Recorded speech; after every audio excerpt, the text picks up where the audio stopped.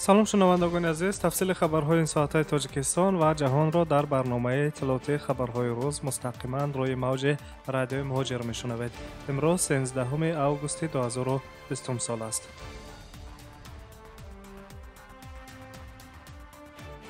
хабарҳои рӯзро мустақиман шурӯъ мекунем. яке аз шореҳони машҳури телевизиони Русия бо як муҳоҷири қирғизистонӣ дар Москав занозанӣ мекунад. барандаи телевизиони Русия Артур Светков ба як шаҳрванди Қирғизистон ки дар нуқтаи хидматрасонии хӯроки умум дар Москав кор мекунад ҳамла кард. дар наворе ки дар шабакаҳои иҷтимоӣ чарх мезанад, дида мешавад ки шореҳи телевизиони Русия ба суханони нохуби дорои ангезаҳои миллатгароёна ба тарафи муҳоҷири қирғизистонӣ ҳамла мекунад. сабаби сар задани ин моҷаро дар миёни рӯзноманигори рус ва муҳоҷири қирғизистонӣ маълум нест, лекин навор дар дохили яке аз нуқтаҳои хӯроки умум сабт гардидааст. танҳо маълум аст ки ҳодиса дирӯз 12 август дар Москав ба вуқӯъ омадааст. шореҳи телевизиони Русия Артур Светков болои ин ҳама ки ба муҳоҷир ҳамла кард, боз ба ҷои ҳодиса пулисро ҷеғ зада шикоят навиштааст ки ҳоло арзи он дар баррасии мақомоти ҳифзи ҳуқуқи шаҳри Москав қарор дорад. дар навбати худ мақомоти ҳифзи ҳуқуқ то кунун ба ҳодисаи мазкур вокунишӣ накардаанд. ҳамчунин дар ин ҳодиса назари ҷониби сафорати ҷумҳурии Қирғизистон дар Федератсияи Русия низ маълум нест.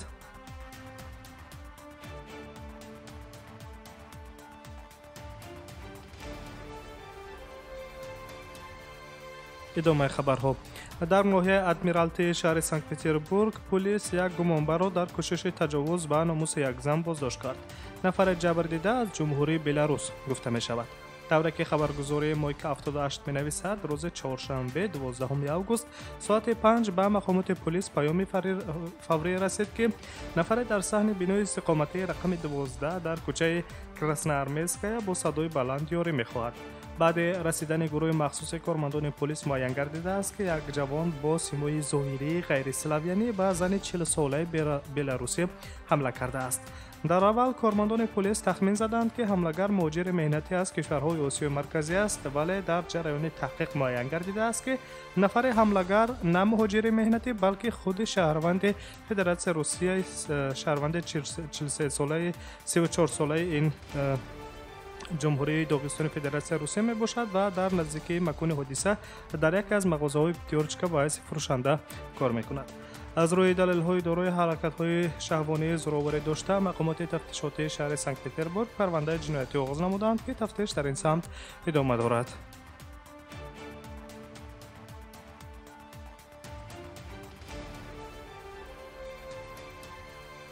муҳимтарин таҳаввулоти ин соатаи тоҷикистон ва ҷаҳонро мустақиман мешунавед. аз Санкт-Петербурги Русия ба Беларуси Минск меравем.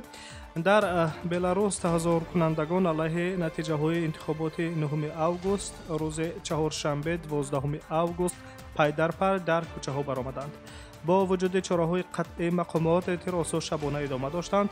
эътирозҳои оммавӣ дар Беларус аз шоми якшанбе пас аз поёни интихоботи президентӣ оғоз шуд. розгарон барон ақиданд ки мақомот натиҷаҳои овоздиҳиро қалбакӣ карданд. тибқи натиҷаҳои пешакии маъракаи интихоботии раҳбари кунунии Беларус Александр Лукашенко дар интихобот пешсаф аст. Александр Лукашенко барои бори шашум президенти Беларус интихоб гардидааст.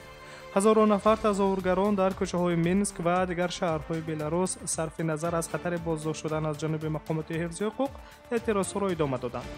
радиои озодӣ менависад, дар ҳамин ҳол мақомоти Беларус рӯзи 12 август иқрор шуданд ки онҳо алайҳи тазоркунандагон аз силоҳи оташфишон кор гирифтанд ва лавозимоти ҷангиро низ ба кор бурданд. طبق اطلاع مرکز حقوق بشر بلاروس همه گونه تظاهرات اعتراضی حداقل در 5 شهر دیگر بلاروس نیز دست جمعی ادامه دارد. از روز یکشنبه بیش از 6000 نفر بازداشت و صدها نفر دیگر در نتیجه برخورد اعتراضگران با مقامات مجروح شدند. طبق اطلاع کمیسیون مرکزی انتخابات بلاروس الکساندر لوکاشنکو در انتخابات 9 آگوست بیش از 80% آوازها را به دست آورده است. رقیب اساسی او در انتخابات پرزیدنتی سویتلانا تیخانووسکایا تقریبا 10% رای مردم را به دست آورده است. گفته بودند مسئولان کمیسیون مرکزی انتخابات و رای پرسی جمهوری بلاروس.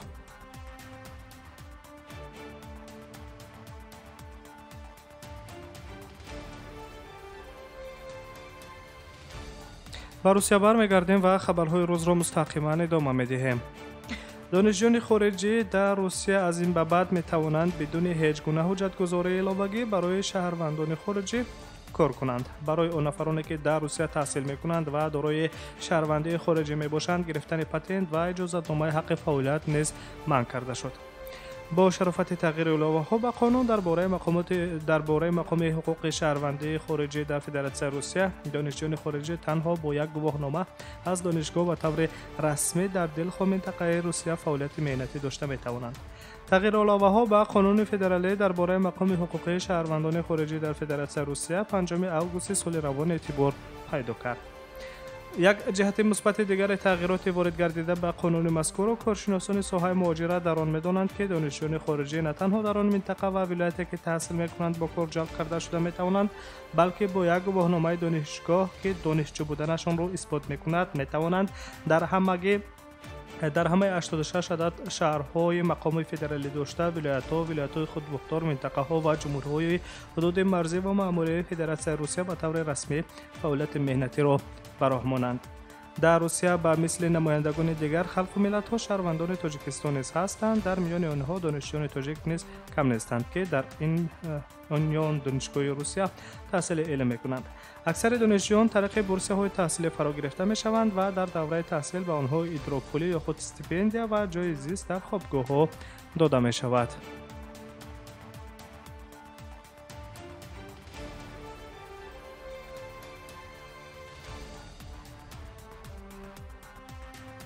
мавзӯи дигар ва хабарҳои рӯзро идома медиҳем. назаре ба Ӯзбекистон мекунем. президенти ҷумҳурии Ӯзбекистон Шавкат Мирзиёев ба ҳукуматаш супориш додааст, ки аз 15 августи соли равон чораҳои қарантиниро, ки бино ба паҳншавии коронавируси нави COVID-19 ро андозӣ гардида буданд, баҳри устувории иқтисодиёт ва рушди соҳаи иҷтимоиёт сабук кунанд. хабар медиҳад хадамоти матбуоти сарвари давлати Ӯзбекистон. طبق اطلاع خدمات مطبوعاتی شوکت میرزیوف روز چهارشنبه جلسه ویدیویی برگزار نمود که در آن وضع پنجشنبه کرونا در ازبکستان نیز بررسی گردید. در یک ماه اخیر بنابر زیاد شدن شماره قطار و دستگاه‌های نفس‌دهی صنعی نوسازی اصول‌های طبابت، سرعت برقرارشوی از کرونا ویروس از 59% تا 77% افزایش یافته است. ما باید طلبات‌های قرنطینه را تدریجاً سوس گردانیم تا فعالیت معتدل ساحه‌های اجتماعی، اقتصادی، سبک گردانیدن شرایط زندگی اهالی بدون راه‌اندازی مبارزه برای سلامتی و حیات شهروندان ما صورت گیرد. خود مردم این را طلب می‌کنند. آورده شده است در خبر از قول شوکت میرزیوف. илова гардидааст ки ба комиссияи махсуси ҷумҳуриявӣ оид ба мубориза бо коронавирус супориш дода шудааст, ки аз 15 август маҳдудиятҳоро дар бораи ҳаракати воситаҳои нақлиёт ва манъи алоқаи ҳавоӣ ба роҳи оҳан бартараф кунанд. ҳамчунин ба фаъолият пардохтани санаторияҳо, хона интернатҳо, меҳмонхонаҳо, сорхонаҳо, маконҳои истироҳати кӯдакона ва кӯшонаҳои ҳусн ба нақша гирифта шудааст. аз 17 август дар Ӯзбекистон ба роҳ мондани ҳаракати воситаҳои нақлиёт дар байни минтақаҳо, кори нақлиёти ҷамъиятӣ ба истиснои метро, аз 20 август бозорҳои либоса ва бозорҳои масъулияи сохтмонӣ, мағозаҳои калон, толорҳои варзишӣ, фитнес-клубҳо ва ҳавзҳои шиноварӣ ба кор шурӯъ мекунанд. хабар медиҳад хадамоти матбуоти президенти ҷумҳурии Ӯзбекистон. дар Ӯзбекистон дар охири моҳи апрел чораҳои қарантинӣ сабук карда шуда буданд, аммо аз 10 июл бинобар зиёд шудани шумораи ҳодисаҳои сироятёбӣ маҳдудиятҳои қаблӣ бозпас гардонида шуда буданд.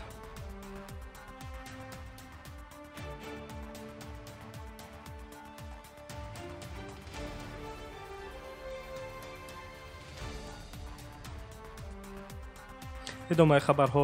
ӯзбекистон, иёлоти муттаҳидаи амрико ва афғонистон дар ҳамдастӣ дар мубориза алайҳи паҳншавии коронавируси нави COVID-19, терроризм ва гардиши ғайриқонунии маводи мухаддир тадриҷан мубориза мебаранд.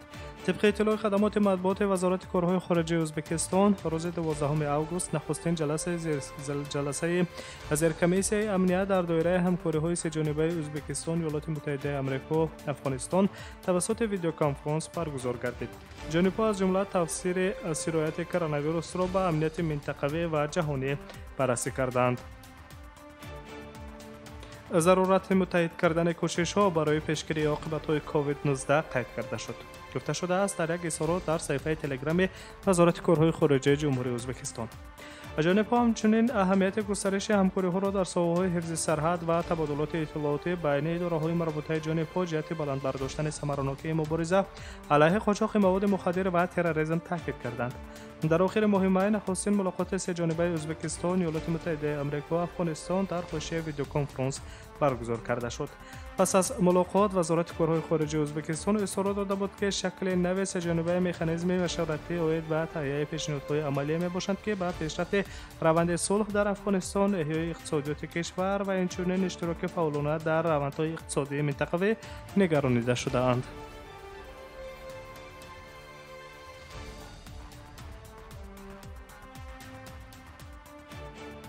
хабарҳои муҳимтаринро ин соата мустақиман рӯи мавҷи радиои муҳоҷир шунидед.